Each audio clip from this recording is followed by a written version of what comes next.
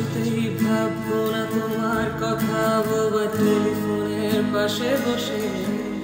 তবু গভীর রাতের অগভীর সিনেমায় যদি প্রেম চায় নাটকে বিদায়, আমি আচ্ছন্ন হয়ে পড়েছি আবার, দেখি চোখ ভিজে যায় কান্নায়। না না কাঁদছি না, তোমায় ভাবছি না, মনে পড়ছে না তোমাকে, তবু যাচ্ছি কি, ফিরে যাচ্ছি কি সেই ফেরার আশা অতীতে,